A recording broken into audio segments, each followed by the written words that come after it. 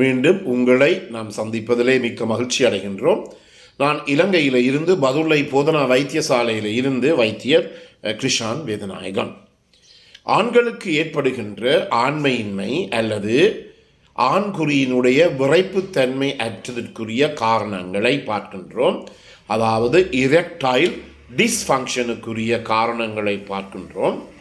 எனவே நான் சொன்னது போல முதலிலே சொன்னது போல பல தொகுதிகள் இந்த ஆண்குறியினுடைய விரைப்புத்தன்மைக்கு காரணமாக இருக்கின்றது. எனவேதான் இந்த ஆண்குறியினுடைய விரைப்புத்தன்மை பாதிக்கப்படுகின்ற போது, அதாவது இரெக்டைல் டிஸ்ஃபங்க்ஷன் ஆனது ஏற்படுகின்ற போது பல நோய்க்குரிய காரணங்களாக அவை இருக்கலாம். முக்கியமாக எண்டோதீலியல் டிஸ்ஃபங்க்ஷன், அதாவது இந்த எண்டோதீலியல் டிஸ்ஃபங்க்ஷன் என்று சொல்லுகின்ற போது எங்களுடைய உடல் முழுவதும், உதாரணமாக குடலை எடுத்துக்கொள்ளலாம், சுவாசப்பை எடுத்துக்கொள்ளலாம், கருப்பை எடுத்துக்கொள்ளலாம், அல்லது சூலகங்களை எடுத்துக்கொள்ளலாம், அல்லது சிறுநீரகங்களை எடுத்துக்கொள்ளலாம். அந்த அதில் இருக்கின்ற இந்த ஒரு பகுதியை அமைக்கின்ற ஒரு பகுதியாக இந்த எண்டோதீலியம் இருக்கின்றது. எனவே இதுதான் இந்த எண்டோதீலியம் தான் ஒரு கவரிங், ஒரு போர்டராக இருக்கிறது. எனவே இந்த ஹோமோன்களினுடைய செயற்பாடு பாதிக்கப்பட்டு ஒருவருக்கு ஆண்குறியினுடைய விரைப்புத்தன்மை அற்று இல்லாமல் போகின்ற போது நாங்கள் யோசிக்க வேண்டும், இந்த எண்டோதீலியம் எனப்படுகின்ற எங்களுடைய உடல் உள் உறுப்புகளிலே இருக்கின்ற இந்த ஒரு போர்ட்டின், அதாவது கவரிங் ஆனது பாதிக்கப்பட்டிருக்கிறது என்பதை அறியலாம். அதே நேரத்திலே எங்களுக்கு உடலிலே ஏற்படுகின்ற இந்த இதயம் நாடி நாளம் சம்பந்தப்பட்ட நோயினுடைய ஒரு முன் அறிகுறியாகவும் இருக்கலாம். எனக்கு நல்ல ஒரு ஞாபகம் இருக்கிறது. எனது மிக நெருங்கிய ஒரு நண்பர் வைத்தியர், என்னோட வேலை செய்து கொண்டிருந்தவர், ஒரு நாள் காலையிலே எனக்கு சொன்னார், கிருஷான், நான் என்னுடைய மனைவியுடன் இருக்கின்ற போது பாலியல் தொடர்புகளை வைத்திருக்கின்ற போது ஒரு ஒரு வயிற்றினுள்ளே ஒரு பாரமாக வந்தது போல உணர்ந்தேன் என்று சொன்னார். உடனடியாக என்னுடைய தலையிலே போனது என்னவென்றால், இவருக்கு அதாவது மாரடைப்பு ஏற்படுவதற்குரிய அறிகுறிகள் இருக்கின்றது என்றும், அதே வைத்தியர் 2 கிழமைக்குள் அவர் கொழும்புக்கு சென்று கொண்டிருக்கின்ற போது, பலாங்கொடையிலே போய்கொண்டிருக்கின்ற போது அவருக்கு நெஞ்சு வலி ஏற்பட்டு பலாங்கொடை பொது வைத்தியசாலையிலே அனுமதிக்கப்பட்டு அங்கிருந்து கொழும்புக்கு மாற்றப்பட்டு பிறகு அவருக்கு இந்த ஸ்டென்ட் பைபாஸ் கூட செய்யப்பட்டது. எனவே இந்த இரெக்டைல் டிஸ்ஃபங்க்ஷன் ஆனது மிக முக்கியமாக கருத வேண்டும்.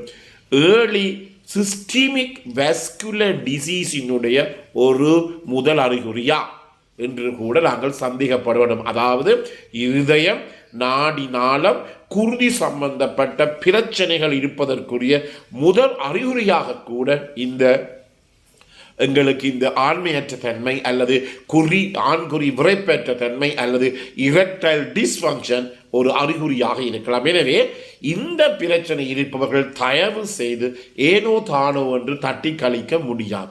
மிக முக்கியமானது. ஏனால் சில நேரங்களில் இது பிரச்சனை 2-3 கிழமைக்குள்ளே அவர்களுக்கு மாரடைப்போ அல்லது ஹார்ட் அட்டாக்கோ ஏற்படக்கூடிய சந்தர்ப்பங்கள் இருக்கின்றது. எனவே நான் முதலிலே சொன்னது போல 3 முக்கியம் தேவை: ஃபுட், ஸ்லீப் அண்ட் செக்ஸ். அதாவது சாப்பிட வேண்டும், நல்லாக நித்திரை கொள்ள வேண்டும், நல்லாக பாலியல் உறவுகளை துணையுடன் வைத்துக் கொள்ள வேண்டும்.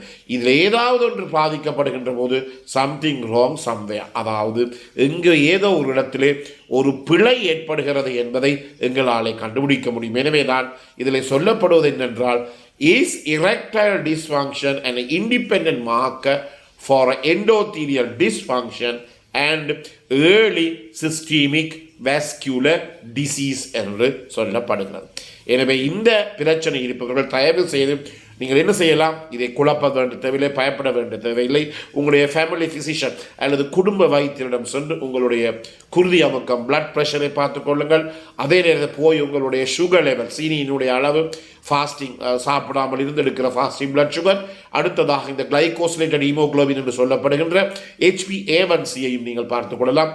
அதே நேரத்தில் சிறுநீரகங்கள் பாதிக்கப்பட்டிருக்கிறதா என்பதை கூட நீங்கள் யூரின் ஃபுல் ரிப்போர்ட் UFR செய்து கூட நீங்கள் பார்க்கக்கூடியதாக இருக்கிறது. எனவே இதை ஒரு ஏனோ தானோ ஒன்று நீங்கள் கணிக்க வேண்டும். அடுத்ததாக இதற்குரிய காரணங்களை பார்ப்போம். நான் சொன்னேன், முதல்லே சொல்லிக்கொண்டு வருகிறேன். இனி காரணங்களை பார்ப்போம்.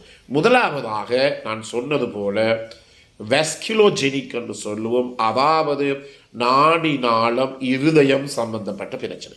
நாடி நாளம் இருதயம் இரத்தம். உதாரணமாக ஒரு நோயாளிக்கு உங்களுக்கு தெரியும் குருதிச்சோகை அனீமியா இருக்கிறது. அனீமியா இருக்கின்ற நோயாளி, குருதிச்சோகை இருக்கின்ற நோயாளி என்றால் என்ன? இரத்தத்தில் இருக்கின்ற அவருடைய வயதுக்கும் அவருடைய பாலுக்கும் அவருடைய சமூக பொருளாதார அமைப்புக்கும் ஏதுவான இந்த ஹீமோகுளோபினுடைய அளவு குறைவாக இருப்பது. சாதாரணமாக நாங்கள் 13 இருந்து 17 மட்டும், 13 கிராம் டெசிலீட்டரில் இருந்து 17 மட்டும் எடுக்கலாம். 17 கிராம் டெசிலீட்டர், அதாவது ஒரு 100 மில்லி அல்லது 1 டெசிலீட்டர் ரத்தத்தில் எங்களுக்கு ஹீமோகுளோபின் ஆனது 13 கிராமில் இருந்து 17 கிராம் மட்டும் இருக்கும்.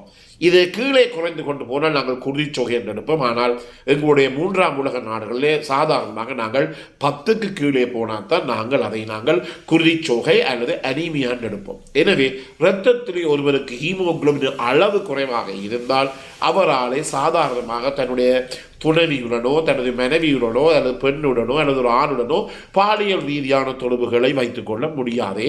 அவருக்கு ஹீமோகுளோபின் இருந்தால் தான் அந்த உள் அவயவங்களுக்கு தேவையான ஆக்சிஜன் அங்கு எடுத்து செல்லப்படும். ஆக்சிஜன் எடுத்து செல்லப்படாத இடத்துல அவராலே ஒரு ஒழுங்கான திருப்திகரமான சாட்டிஸ்ஃபைடான ஒரு பாலியல் உறவை தொடர்ந்து கொள்ள முடியாது. எனவே முதலாவதாக முக்கியமான காரணம் என்ன? வெஸ்குலோஜெனிக். இரண்டாவதாக நியூரோஜெனிக். நியூரோஜெனிக் என்ற என்ன? நரம்பு. எனவே உங்களுக்கு தெரியும், மூளை பாதிக்கப்பட்ட ஒருவர் அவராலே ஒழுங்காக பாலியல் ரீதியான தொடர்புகளை நீங்கள் மேற்கொள்ள முடியாது. அண்மையிலே கூட நீங்கள் இதை பற்றி பலதரப்பட்ட ஒரு திரை பிரபலியத்தினுடைய மகன் திருமணம் செய்து கொண்டார்.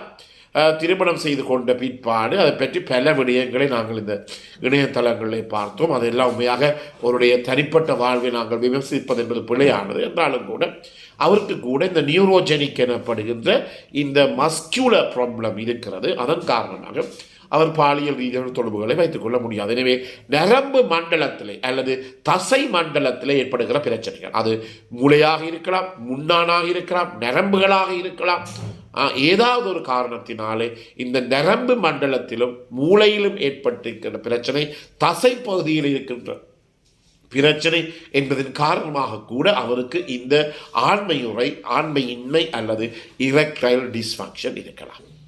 எனவே இந்த நிகழ்ச்சி உங்களுக்கு பிடித்திருந்தால் இதை நீங்கள் லைக் பண்ணலாம், ஷேர் பண்ணலாம், பார்க்காததுக்கு நீங்கள் அறிமுகப்படுத்தலாம். அதே நேரத்திலே இந்த மணி சைனை, பெல் சைனை அமுழ்த்தி நீங்கள் இதை சப்ஸ்கிரைப் பண்ணலாம். அதே நேரத்தில் நேரடியாக கூட நீங்கள் என்னுடன் தொடர்பு கொள்ள முடியும். 0094-7735-62-45 பிறந்திருக்கின்ற நாள் உங்கள் அனைவருக்கும் இனிய பொழுதாக அமைய அனைவருக்கும் பொதுவான இறைவனை வேண்டி விடை பெறுகிறேன். நன்றி, வணக்கம்.